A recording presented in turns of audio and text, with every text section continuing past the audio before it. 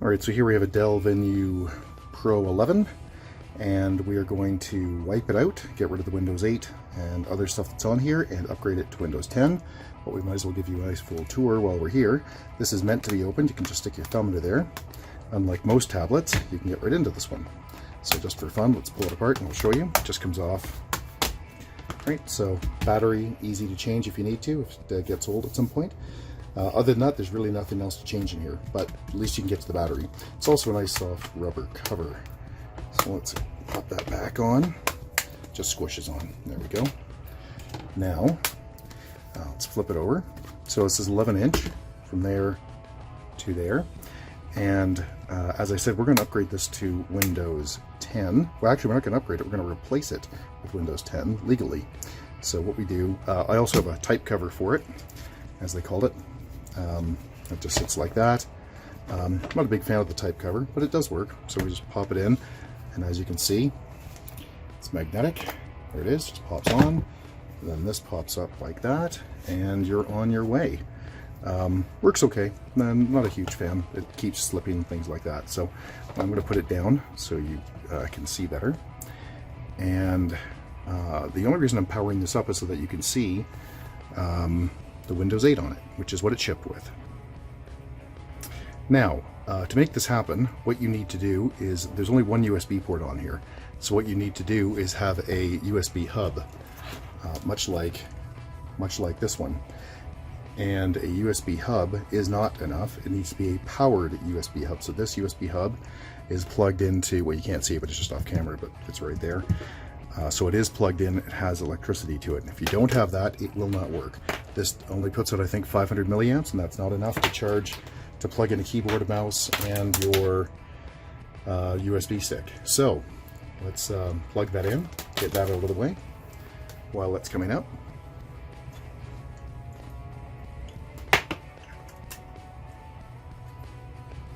And that's in nicely. And I can plug this into the side. We go, and I'm going to plug a keyboard and mouse in here as well, just so it's easier to work with. Don't need to, this is fine, but keyboard and mouse are better. So, proper keyboard and mouse, I should say. There we go, full externals. So Windows 8.1. Now, to make the USB stick, what you have to do is go to Windows 10 Media Creation Tool. Just go grab it from Microsoft. That. I'm going to go to Windows 10 Media Creation Tool. There it is. Download it. Now I've already got it downloaded, and I've actually already completed it, but I'm going to show it to you anyway, because it is not completely obvious how to do this. So you click Download the tool now. It downloads, and you just run it. Let's just run it. It downloads pretty fast. Now the interesting thing is, I have created this USB stick on other machines previously, and I've tested it on this, and it will not take it. I could only create the Windows 10 Media Creation Tool based USB stick that would work on here from here. I have no idea why that is. All I can think of is that I accidentally chose 64-bit a couple of times when I knew better. This is 32-bit only. But at any rate, that was my experience. So if you're having troubles, well, try to create the stick on this computer. Okay, we'll let this run. So we accept, and it gets a couple of things ready. This takes a minute. It's where it gets the tiniest bit tricky. Instead of choosing upgrade, you choose create. And the reason is, if you choose upgrade, you're going to need a Windows 10 license. If you choose create a USB stick, it will allow you to create a USB stick, which we're going to boot off of, completely wipe this out, and then it will use the Windows 8.1 license, and you will not have to buy a Windows 10 license. So you can see here I've got a 32-bit x86 version of Windows 10, and I had choices here, but I've tried doing this, creating this very stick from a different machine, and strangely it just doesn't seem to work. So But creating it on this machine, as I've said before, seems to do it. So I really have no idea why that is. I've been doing this for 30 years. I've not seen it before. It's got to have been something silly that I've done, but that's the case anyway. So let's just click next here and send it to the USB drive, sure. And now we just click next and it will download, and it will take a little while to finish. Now I've already done that to save us time, so there's my stick, and we're going to use that. So let's just power down at this point. In your case, you'll have to wait until it's done. So let's go to shut down, and I immediately start pressing F12, and you'll see in the top right hand corner, well, let's see, repairing one-time boot. So I can stop now. And because you can see I have only a 3-watt, I'm just using a phone charger adapter here. It's not happy, it wants a bigger power adapter, but it will work with this, and it will actually charge off of a standard phone adapter. So yeah, let's continue. So let's go to F1 to continue. It'll take us to the boot options. And the stick isn't there, which I've seen before, so let's take the stick out, plug the stick back in and do it again. USB stick. Now I tried this with a DVD, I've done other things, it's all happy. I've noticed with Windows 10 2004, which is what we have here, 2004 being the 4th month of 2020, you see these little lines at the bottom. That happens on every machine I've worked on. So don't worry about that, that's actually a really good thing. And let's wait for it to come up. It'll go away in a minute, by the way, those little bars.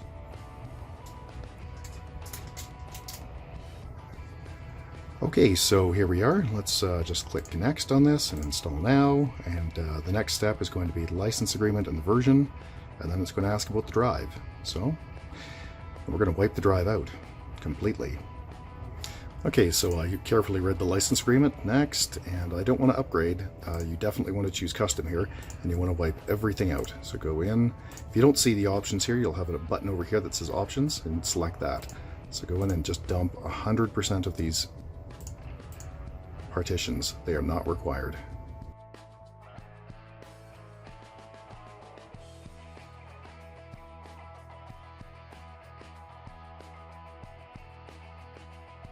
Okay, so it's finished its first boot. Let's remove the USB stick so it doesn't get confused, and press F1 to continue.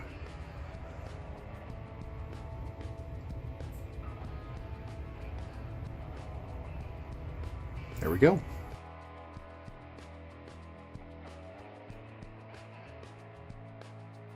Okay, so the US is fine for a lot of people, but not me. I'm Canadian, man. So let's go to Canada, choose yes.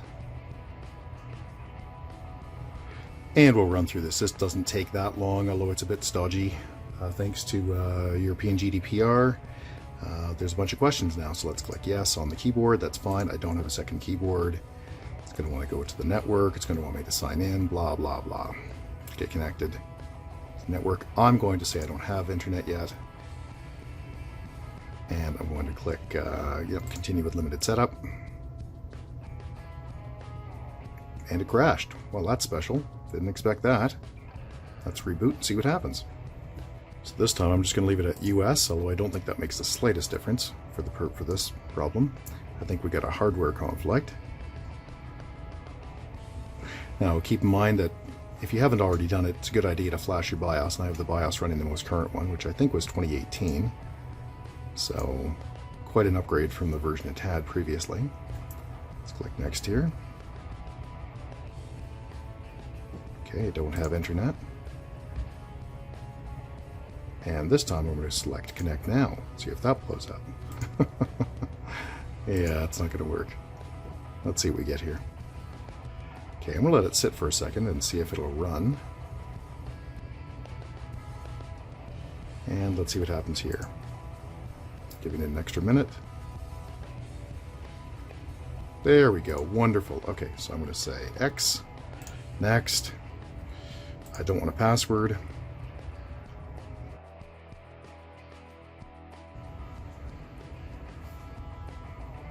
Yeah, so let's right click and go to Device Mangler, and because I don't think it has any network connection, I think it will not find any drivers it doesn't already have, and there it does not. So yeah, so let's go to Dell and let's go find some drivers. Okay, so you can go to dell.ca or dell.com or dell.co.uk or whatever you want, then drill into support and go look for drivers and it'll ask you for the type, or you can just Google Dell Venue Pro drivers. There we go. And of course they're only 32-bit. And there they are. And I'm going to select Windows 10 32-bit. Okay, so you can see there's a bunch of them here, but let's go look for network. So let's click download and we'll put it on that USB drive. Any USB drive will do. There we go, let's just click save. And while we're at it, to save downloading a few other ones, let's download the Chipset Driver. So let's go here and do the same thing. That isn't required. It'll actually show up when you do a Windows update, but it's probably fairly large, so let's just save the time and get that done. So that's done. Let's grab the USB stick and go back to our device. Okay, so here's my USB stick with 2 sets of drivers on it. I'm just going to plug that in to my... I could just plug it in straight here and get rid of the keyboard and stuff, but I like this. So I'm not going to. So let's go open this up and go to our stick right there. And let's run the 2 driver sets. So we'll do the chipset driver first. Again, this is not really required. It would get found through Windows Update, but we're here and it's fairly large, so we'll pull it down this way. Install. This won't take very long. The one we actually need is this one.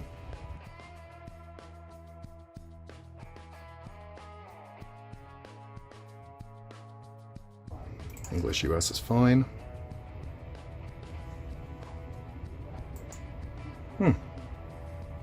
Okay, that's not it. Let's go off and find that network card. Normally when you have a driver that doesn't work, you have a problem with it, you can try it from a previous operating system. So you can try the 8.1 driver, but take a look. It's the same, so that's not going to help. Then the other thing you can do is try an older version for the same operating system. So normally you drill into the unit, go click on more information, and you'd have previous versions in here. Not available here, which is super funky and weird. So I'm very sure this is a Qualcomm NIC. I should have checked, I suppose, before I shut it all down, but I'm very sure that it is. So what I've decided to do is go Google it, and I've gone through a number of dodgy sites, and I found this one, which is a typical driver hub sites. I hate these sites, but let's see what we can come up with. So we need to get the 32-bit version, not the 64-bit version. So let's click download driver and give these questionable drivers a shot. All right, extract. There it is. So let's go try it on our Dell Venue 11. Okay, so let's pop the USB stick in and see what we get here. Stick, and I unzipped it, and there we go. Okay, so let's see if this is the device. Let's go to update driver, and we'll go to browse, and we will go to the stick.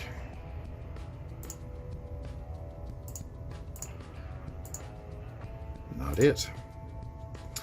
Okay, that's not good. So let's try, let's show you that these are INF files. So I'm going to click view up here and then go to hidden items and file extensions because I like them to be on. And you can right click on INF files and say install. And let's see if that'll actually install or if it chokes.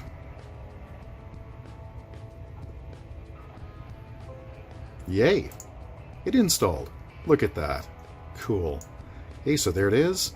Now we have a wireless network card and we're on our way. Now I will make sure that this driver is on our site at www.urtech.ca so you don't have to go hunt for it.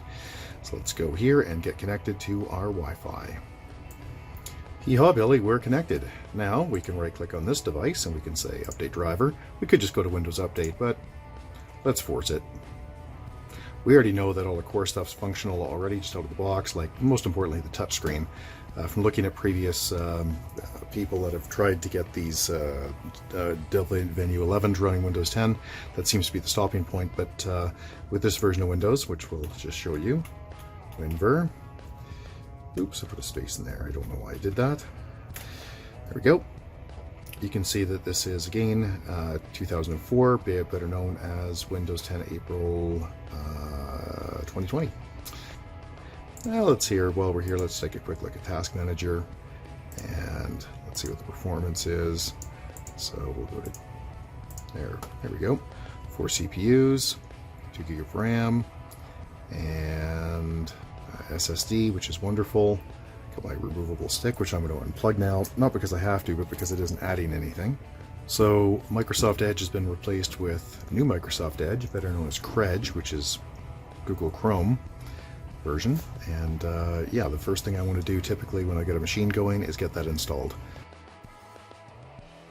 Okay, so now we've got this rolling with Windows 10, so let's take a look at a number of usability issues. The first thing is the touchpad, or the keypad here. I found it to be not very good. A number of the letters don't seem to work very well, so in my case anyway, I'm going to want to use a full-size keyboard. And because it only has one USB port, what I'm going to do is I'm going to buy a keyboard like this one with multiple USB ports in it, so a USB hub built in. So let's clean this up a bit. So I'm just going to unplug the hub and get all our cables disconnected. There we go. Now let's find the laptop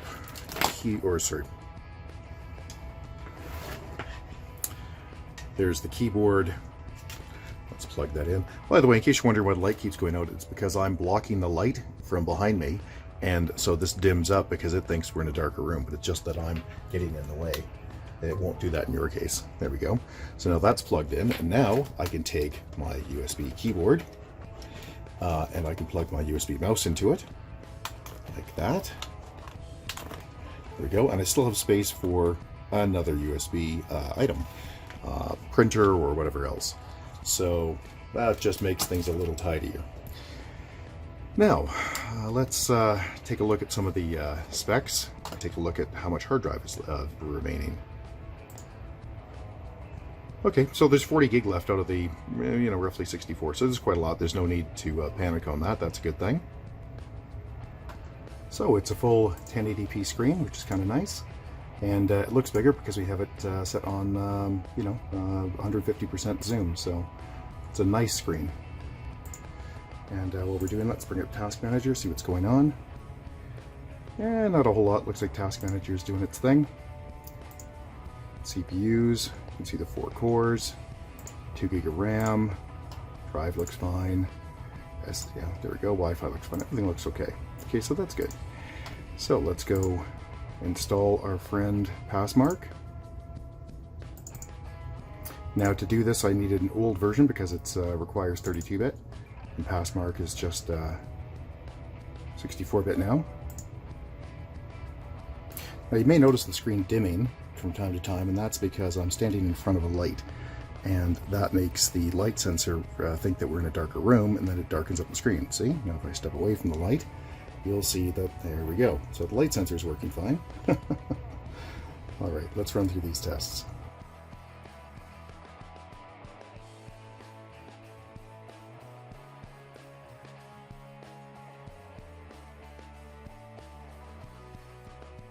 Well, it looks like a low number in the 7th percentile, but keep in mind that's for today. This machine was produced 2014, I think, something like that. So yeah, and it's also being compared against PCs, not against tablets. So that is actually, I was actually really surprised at how smooth some of the graphics were.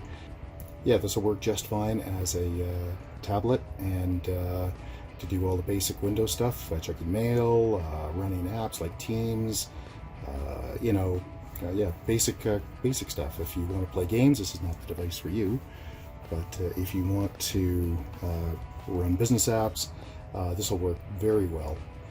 And yeah, all right, well that's it. If you have any questions or concerns, please get a hold of us at www.urtech.ca. Thank you. Bye-bye.